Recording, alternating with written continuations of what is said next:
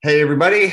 Thanks for joining us. My name is Dr. Caplan. I'll be the host for this evening's discussion. Welcome to Dispensary Highlights with RiSE. It's a mix of open forum questions and answers, and a chance for RiSE to tell us a little bit about themselves. Also a chance to learn not just about this one fantastic dispensary, but to learn about the benefits of cannabis, the kinds of perspectives and work that goes into behind the scenes on a successful medical dispensary, and any other cannabis topics you're curious about. We're going to kick things off with an introduction to RiSE, but for those who are with us live, please feel free to submit questions either in the Q&A section of the chat. And we have some questions coming in through Twitter and Insta and Facebook, and we'll see where that takes us for the brief time we have here tonight. This is also being recorded, so if people want to get to know RiSE, they can still watch tonight's discussion on YouTube. So I'm really excited to have this evening Ben Sussman, the RiSE retail marketing manager for the East Coast. Ben, it's a pleasure to have you. Thanks, Dr. Caplan. Happy to be here. Thanks for the time, man. Of course. So people know about RiSE, but what should they know from the inside? Yeah, so I mean, RiSE Cannabis, we've been around since 2015. At this point, nationally, I think we have 53 dispensaries in 9 different markets. So one of the larger MSOs in the country. Right now, the focus for RiSE is providing the highest quality product, the highest quality service that we can for our patients and our customers. RiSE Amherst here in Massachusetts, where CD Clinics is located. We are a medical and recreational facility, so we're co-located. Beautiful facility right in Amherst, Meadow Street in 116. We just had in November, we had a mural installed in the exterior of the building. So I encourage anyone who's in and around the area to go check it out. We had an artist fly out from Seattle. We hosted a whole contest to have art installed and have that curated for the building. So it's gorgeous. As the weather is getting nice here, definitely want to go check that out. But yeah, man, we are a American cannabis company, American grown. We are strive every day to just put out the best possible product, best possible service for all of our customers and patients, and make sure that we are promoting cannabis, promoting this movement, promoting the culture, providing well-being for people. I've seen firsthand how cannabis can change people's lives, and I think that more access is the better. So yeah, we're excited to be part of it. It's an exciting time, and 420 week, no less. So. Are there things going on for 420? Oh yeah, so we have here in Massachusetts for our adult use customers, we're gonna have tiered specials. So there's gonna be tiered price breakdown. In Massachusetts, you have to sort of cater things differently for adult use because you can't technically provide deals on adult use cannabis. But what we do is we structure tiers that will actually last for the lifetime of the product. So we're going to be releasing those on adult use. And then for our medical patients, of course, we're going to have a number of 420 promos and deals. So I encourage people to check us out, risecannabis.com. All of our promos are going to be on the websites for Massachusetts and all of our other markets if anybody's tuning in from somewhere other than Massachusetts. And yeah, man, a lot of great promos for 420. Sounds awesome. So I'm looking through the website, the risecannabis.com, and one of the things I noticed immediately was lots of different types of cannabis. It looks like you guys have flower, vapes, edibles, pre-rolls, capsules, topicals, tincture, concentrates, CBD, and powders. Are there things that RiSE specializes in, or are you aiming for sort of a diverse selection for folks? Yeah, so I mean, I think that RiSE Cannabis, we are the dispensary brand for Green Thumb Industries. So under the umbrella of Green Thumb Industries, Rhythm is our flower and our concentrate and our vape brand. We also have dog walkers for pre-rolls, so big dogs, mini dogs. And then we have Incredibles is our brand for edibles. So a number of lines under the Incredibles brand. And we're going to be bringing to the Massachusetts market pretty soon Dr. Solomon's tinctures, which is an amazing tincture line that's going to be coming through Massachusetts pretty soon here. So yeah, I mean, for us, those would be our branded products, that we, I guess you could say specialize in. But the other thing that we try to do at RiSE is we try to have a menu that is, diverse, includes, a number of products that we wholesale from other cultivators. we try to build out our menu with, again, the best available product that we can source, not only from our own cultivation, but from others as well, and developing relationships around the state with, other cultivators to sort of provide the best experience for the consumer. I think that, one thing you could look at as a dispensary model is you have some dispensaries that are vertically integrated. We go to that dispensary and you purchase their products. I think that's one way of doing it. But I feel like, when people go to, a facility, it's like they don't want to just buy Coke and Pepsi. I think people want to have a selection of products and be able to really see what's out there and try different things. So we try to develop those relationships, and whether it be with 1906 that recently came to the market, or Can that recently came to the market in Massachusetts. The beverage category has been really, really exciting right now. Just trying to build out our menu in a way that, for me, if I were a consumer going to dispensary, it's what I would want to experience. So a lot of depth in our menu, and just trying to provide people what it is that they're looking for, which I think is a wide selection of products. Awesome. Yeah, I mean, I'm looking on the menu, and one of the things I noticed right away was the lemon lime and the raspberry lime seltzer. I've been hearing a lot of really good feedback about those. Patients really like it, but because it works quickly, which is not typical of edibles, but doesn't necessarily last as long as a normal edible would. Exactly. Yeah, the onset for a drinkable is going to be quicker than an edible. And as you said, the duration is typically a little bit shorter, but I think that, for me, the Levia seltzer is a great add-on. It's 5 milligrams. I encourage people, if you're stopping into RiSE, add a can of Levia under your order, see what you think of it. If you're a person that enjoys edibles, I think beverage is a nice addition to things that you can look for in cannabis. But yeah, it's also the thing about beverages that is cool. And I have to admit that I overlooked this when beverages started coming to the market. I was like, are these going to connect with the consumer? But when you think about it, a beverage is something that's very, very familiar to to the American consumer. It's something that, for people that are new to cannabis, having a cold beverage is something that, is much more familiar and more enjoyable than maybe just popping a gummy in your mouth and then waiting for the effects. So I think that there's that added level of familiarity, which is nice with the beverage. And again, the onset is quicker. They're tasty. It's a 5 milligram dose, just like you would find in a gummy in Massachusetts. And the effects are great. So I think that, I encourage anyone who has been thinking about it to try them out. Can is another brand that's great. Those are 2 milligram beverages with 4 milligrams of CBD. So a 2-to-1 ratio of the THC to CBD there. And again, that's another nice product that's unique, offers a micro dose of cannabinoids that is drinkable, and I really think is unmatched by other products that are out there. So cool. I also noticed that you guys are selling Chiba Chews, and that's a brand we hear a lot of people out on the East Coast have seen, perhaps if they travel in Colorado and on the West Coast. Is it the same brand? Does it taste the same? Does it have the same sort of ingredients? Yeah, same Chiba Chews of infamy. They've been around for a long, long time. I think Chiba Chews, was one of the first, big edible brands out of Colorado and California and the West Coast. I think even for me, one of the first edibles that I tried, I think my brother-in-law got me a Chiba Chew. This was like 8 years ago or something like that, from Colorado. So it's a brand that people know. They've got a lot of, brand recognition based on their name. So same company, like a lot of these brands that come from the West Coast of Massachusetts, it's a licensing deal with a cultivator that exists here in Massachusetts to produce that product to their specs. I have gotten to try them. They're great. The chocolate ones are kind of like a little Tootsie Roll. And again, consistent with, the dosage guidelines in Massachusetts. They're 5 milligrams a piece, but they're nice. I think that anyone who likes edibles, I think we're at a good point here in Massachusetts, where you're starting to see some of these brands from the West Coast come into the Massachusetts market and make their products available, which again, I see that as a positive.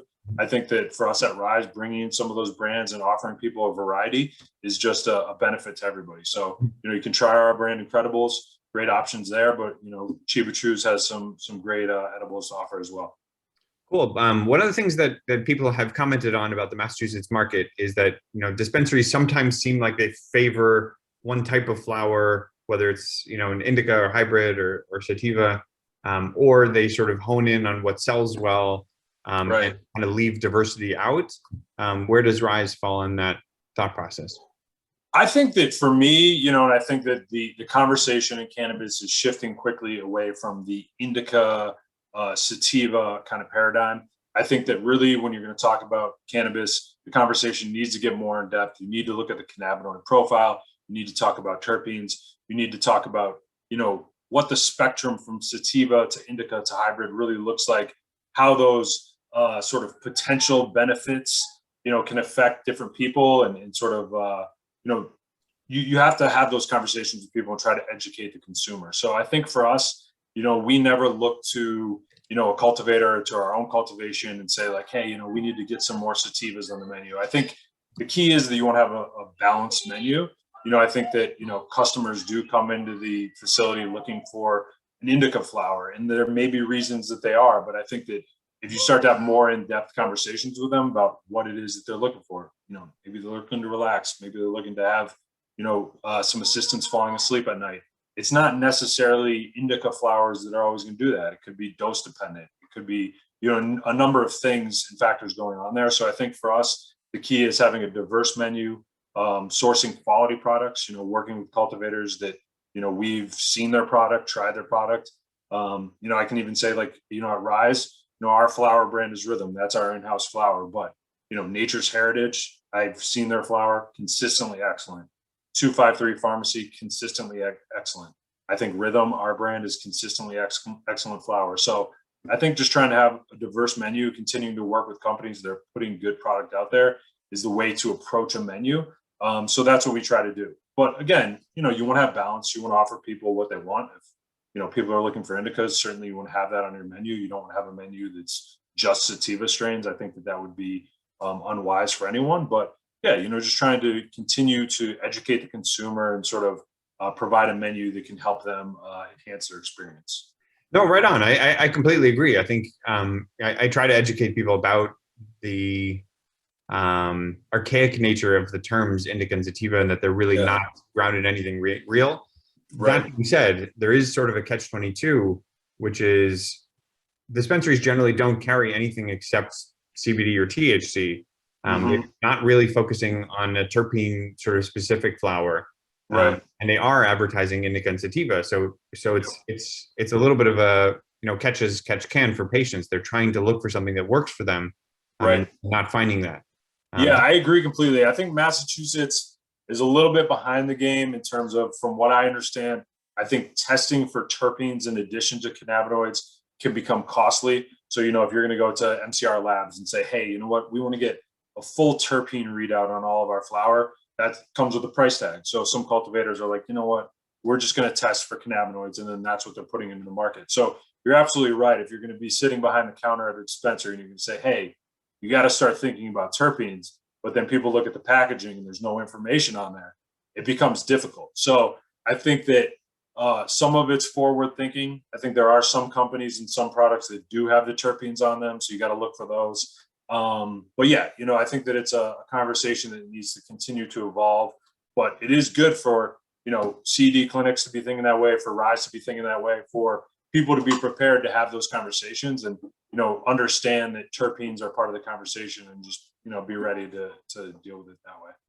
Right on. Changing gears a little bit, what does RiSE look for when they're hiring employees? Are there certain types of experience or skills that they're looking for?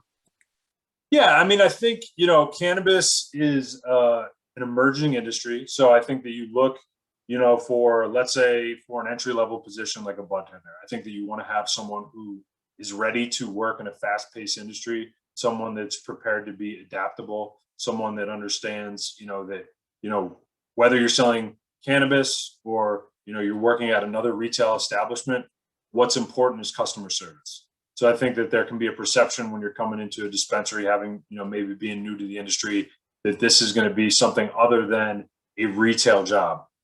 It is in a lot of ways. You're going to walk into a facility that stinks of, beautiful, high quality cannabis. And, that can be intoxicating. And there's a lot of things that are fun about the industry. But first and foremost, you got to understand the customer comes first. So I think we're looking for people who have that mindset, people that are ready to, work behind a register and stay educated and communicate to the customer effectively, and bring energy and positive vibes to work. I think like any workplace, it's like, you're looking for people that are going to be motivated and ready to work well with others.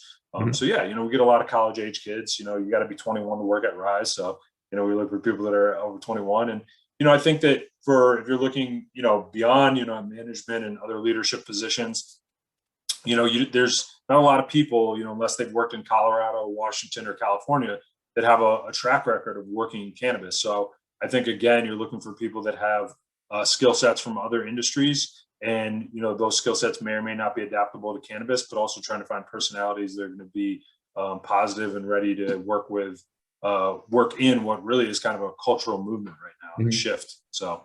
Right on. With respect to education, what is the training like for the folks who are going to be meeting patients who are coming in? Yeah, so the training is becoming more extensive. I think like a lot of cannabis companies were kind of building the airplane in the air. So I think that, our training programs are getting built out, they're improving. But I think, we do a lot of on-the-job training. We're trying to, help people understand our menu, help people understand how to talk about cannabis, what they can say, what they can't say, helping people understand the regulations. There's a lot when you come into working in dispensary, especially if you're brand new, to wrap your head around. So I think, we try to, train effectively, have our supervisors just spend time with new employees and just make sure that they're being conscious of what it is that they're saying. Because, again, like you and I were saying, it's like, when you're talking about cannabis, it's like, you don't want to sell someone an indica strain and be like, oh man, you're going to have the best night's sleep of your life. You don't know. I mean, they could take a bong hit and be up all night. Right. It's like, that's the reality of cannabis. So I think that having those sort of open-minded, honest conversations with patients and customers is the most important thing. Yeah, no, I totally agree. And speaking of customers, what's the typical catchment of patients that you see in terms of geography or demographics, ages? Yeah, I think, we see like it depends, because we're right near UMass. So it's like COVID aside, being there, there's, I think the demographics skew like 30% or more from like 20 to 29 in the Amherst 5 college area, because you got a lot of students there. You got a lot of grad students, you got a lot of people that stick around, young professionals in the area. So, but that being said, when you work in cannabis, you see all walks. I think that's one of the big takeaways, data aside, working in cannabis when I first started, almost 3 years ago now, it's like you walk into a dispensary, you start to see the customers that are coming in, you realize, wow, cannabis is really helping people from all walks of life. It's like, I can even speak, from personal experience, my father, who's in his early 70s, had not used cannabis since he was probably in college. He was experiencing, severe leg cramps, at night, and, tried out a 5 milligram gummy. And it's like the only thing that worked. It was like a game changer for him. And I think that for me is, I've seen that with patients and, veterans that have come in to the facilities that I've worked in. And it's, it's pretty inspiring to see, the broad range of people that cannabis helps. And, whether you're talking about different methods, onset times and all these things you can talk about with people, there's a wide range of ways that cannabis can influence people's lives and bring wellness to their lives in different ways. So for sure. Yeah, no, for sure. And so when someone's coming to RiSE, what sorts of supports do you guys have for people who are either new to cannabis or on the other extreme, super experienced? Yeah. So, we provide as much or as little for your question, educational materials people want. So, I mean, we have lots and lots of materials that we've developed over the years. RiSE Cannabis has been around, since 2015. We're now in 9 different markets. So, sharing information across those markets, we've got lots of educational materials. So, we can talk to people about terpenes. We can talk to them about cannabinoids. We've got a beautiful new patient book, that we can provide to patients like a lot of dispensaries do to give them sort of introductory information if they're new. And then again, if somebody walks in and they're like, I already know what I want, we try to serve that customer or patient as best we can, and let them guide us. If they look at our menu and they feel like they have, very targeted questions based on, them having a high level of experience, we'll answer those as best we can, and hopefully they leave with something that they're happy with. So. Right on, right on. And, I think especially as Massachusetts hits 144 dispensaries that are open now, I think, I'm at least starting to hear a lot of questions about, well, what's different about one from the other? Right. What do you think makes RiSE stand out from some of the other great dispensaries? Yeah, I think that for us, it's experience. I think that, the fact that we're an MSO, I think that some people look at that as like, you hear negative, comments about, a company being, a large cannabis operator. But honestly, there's a wealth of knowledge that's gained from, being able to operate in all of these states. And I think that, even, one of those is learning that, like, like I was saying, that model of being a company that's going to, not only sell our own brands, but also wholesale other brands. We're obviously not the only dispensary doing this, but I think that that's something that we've learned in developing relationships with other cultivators. It allows us to keep our menu fresh. So I always tell people, it's like, hey, I'll look at competitors, I won't name names, but it's like, they'll have like 5 strains on their menu. We have consistently 25, 30, up to 40 strains on the menu at a time. So that really, if you're going to come in, if you're a person that likes flower or likes cartridges, you're going to look at our menu and see an abundance of options. And just trying to bring, like I said, honest conversations. We really don't try to, push our customers or patients, to any particular product. You try to listen. Right now it's different with COVID because everybody's got a pre-order, and hopefully this is going to be, we can get back to more of a consultative model where we can talk to our patients, customers a little bit more. But, ideally, that's what you can do, is really have open, honest conversations and just, convey what we know as a dispensary and bud tenders, the knowledge that we've gained, convey that as best we can to our patients and customers, and hopefully, again, help them find wellness in whatever way it is that they're looking for. No, right on. I think, a lot of people may not know how difficult actually it is to have a lot of strains on the menu. In the back room, that means you're growing a lot of plants and not just growing them, but also growing them fresh, because these are not things which stay around, and keep their for sure. Do you find that that's so the other side of the coin is, it's, if you're having so many products, how long are they staying on the shelves, or are they Oh, for sure. Yeah, I mean, we track that very closely. So I mean, we'll have products, it's like, of course, some strains don't sell as well. Maybe you brought in too many units, you got to move those. So I mean, that would be a situation where you'd be like, all right, we need to reduce the price on this item. Maybe it's a low THC percentage. Around all these conversations around cannabis, it's like, there's one thing that's sort of, consistent is, a lot of customers and patients are looking for, THCs and the percentages in the mid 20s to the 30s. The reality is a lot of strains fall in that 16, 17, 18. So some of those strains don't move as fast, and you just have to manage that inventory effectively and try to move that product along and craft deals around that, on the medical side. And then on the adult use side, you got to be able to, find ways to make a product attractive. That might be, for example, we were selling a 2-gram unit. A lot of dispensaries don't sell 2 grams. We were bringing in wholesale flower, packaging that ourselves. That's a price point that's attractive, but it's also, it's more than a gram. So just finding creative ways to make your menu, more versatile. I think that's how you move product out.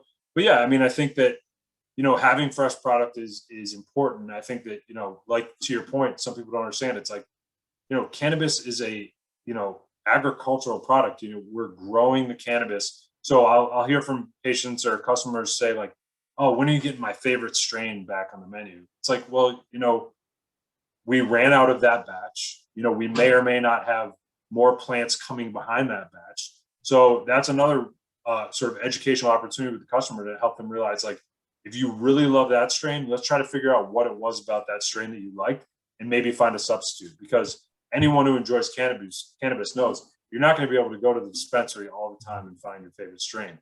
Maybe a batch, goes bad and the dispensary's out of it for a while. So, I think that you just have to be adaptable. And I think that you have to be versatile in all aspects, and that inventory is no different. So for sure. One of the things that you brought up, I think a lot of people are thinking about, which is the amount of THC. And I think you're right. The sort of culture now is really hot for the high THC stuff. Just like in the 1930s, everybody was hot to get drunk when alcohol was back legal again. Right. I think the future is really going to toe in a lot of diversity and a lot of, options that are not just high THC. Do you guys carry some of those options where it's not just about high THC? Yeah, for sure. I think that you've really seen a shift recently of people kind of opening their minds to those CBD 2-to-1s and 1-to-1s. I think, 1-to-1 gummies are very, very popular. You see the canned beverage that just hit the market. That's a 2-to-1 CBD to THC microdose beverage. And I think that, people are starting to try those products and realize that maybe they, like them better. Maybe they like incorporating a little bit of CBD in with their THC. People talk a lot about the entourage effect, talk about the way that CBD can kind of mellow out the effects of THC. Of course, all of these cannabinoids affect people differently, but I think that, it's important to talk to people about the fact that like THC percentage is not the end all and be all to cannabis. I mean, I've had, 30+% strains that I was like, you know what, that was okay. That was like underwhelming. And then you maybe try a strain that's in the low 20s, but it's, has for whatever reason, a terpene profile and a cannabinoid profile that, works harmoniously together, and it just hits you like a brick, so it just, I think it really depends. And I think that, again, that just comes into consumer education. Sort of, it shows sort of how nascent this industry is and how emerging this industry is. And you really just have to continue to educate, and even ourselves as, people in the cannabis industry, remaining open to the research that's going to come out and sort of the development that's going to come out. Because, inevitably we're going to get better at growing cannabis. There's going to be new products that are going to hit the market.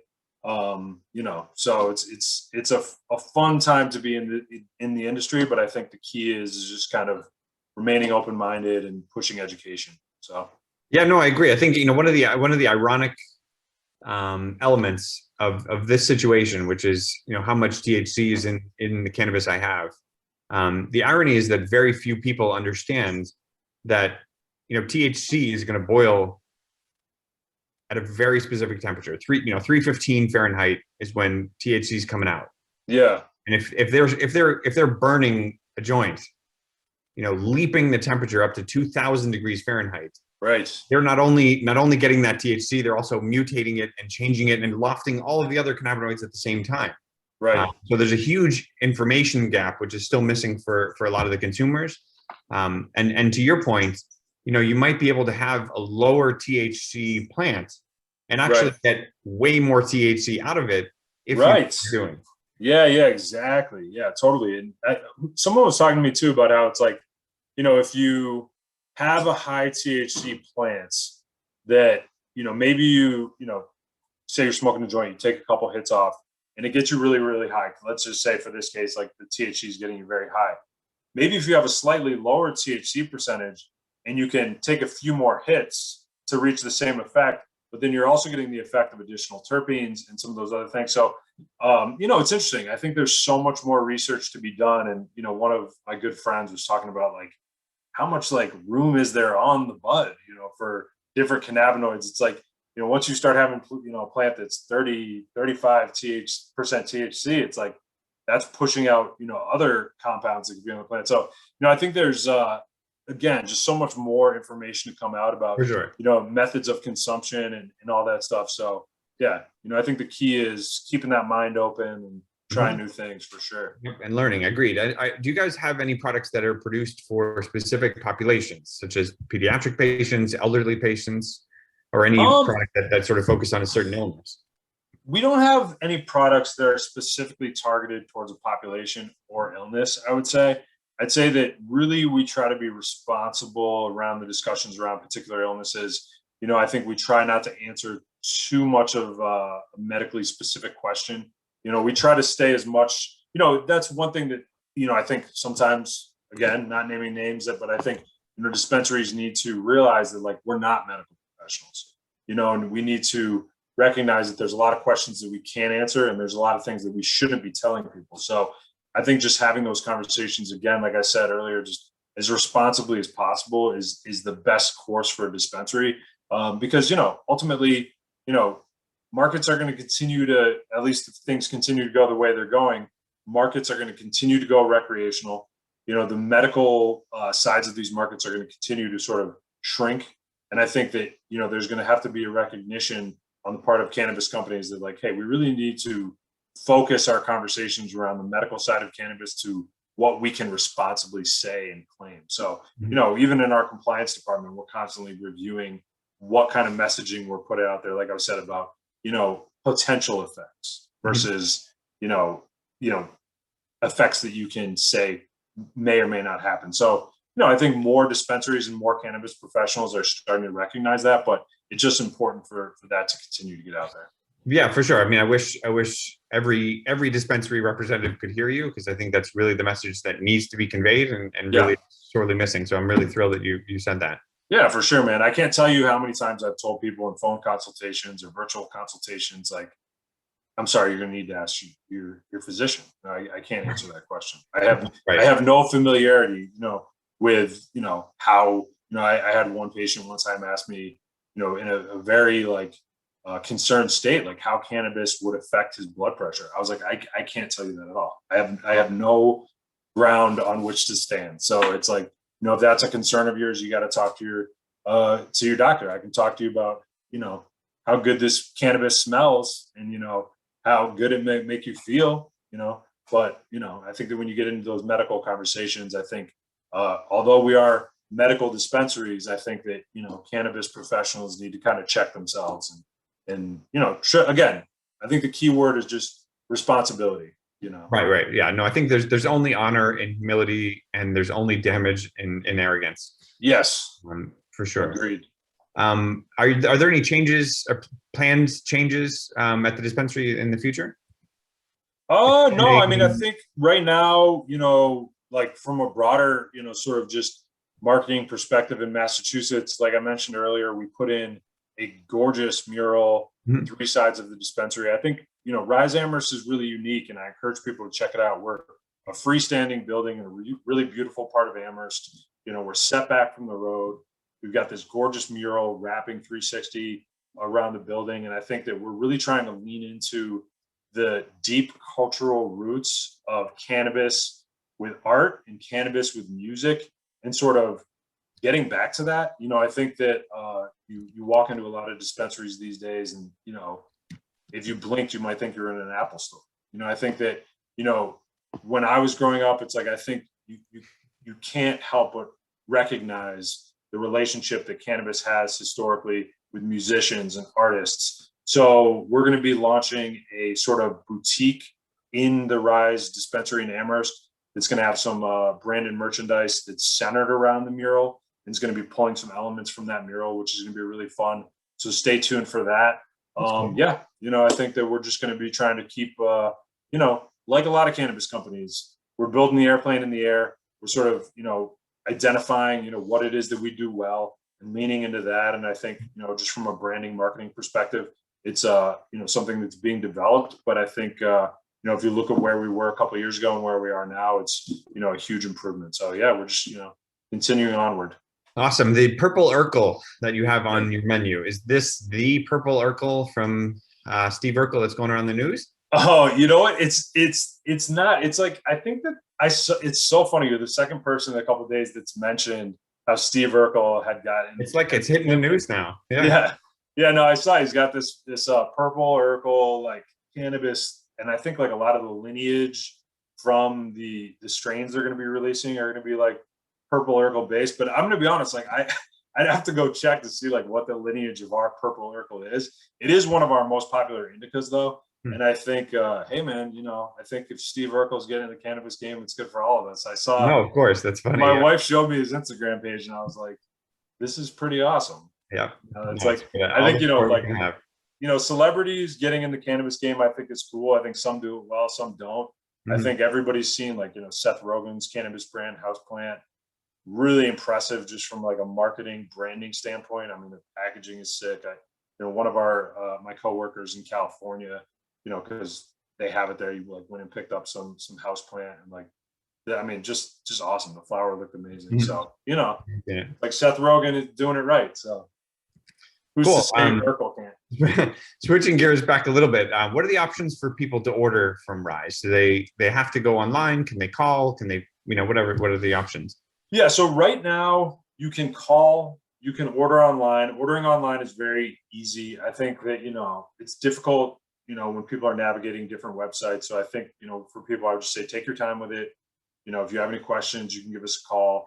You can, for medical patients only, they can email us their order. So all that information is on our website, risecannabis.com. But we try to have like all bases covered. So it's like, if you call the dispensary, we're going to take your order, get it in. Pretty soon, in the very near future, we're actually going to have some kiosks set up so people can kind of order on the fly. So all that stuff's coming. I think, we've gone through so much as a nation with COVID, and, I think we're slowly starting to see the light at the end of the tunnel. And, we've been on this pre-order model for so long. I mean, at the beginning of the pandemic, we were doing curbside. So right now, phone, email, website would be preferred. I suggest people check it out. It's hosted through iHeartJane, but yeah, we want to make it as easy as possible. Cool. And along that line, what are the opportunities for feedback, as far as what's available to customers to share back? What's that? Oh, for customers to give us feedback? Yeah. I mean, Google reviews is always the best. Well, of course, but I just mean, like, if someone really loves, Purple Urkel, or they really love your seltzer, should they publish that on Google reviews, or do you want? Yeah, for sure. Yeah. I mean, we always appreciate, a 5-star review on Google, like any business. I mean, that's big for us. I think, that would be my suggestion. I think for us, Google's probably number one. Okay, cool. Yeah. Anything else we want to make sure that we convey to potential customers? When we've covered a lot. Yeah. No, I think we've covered a lot.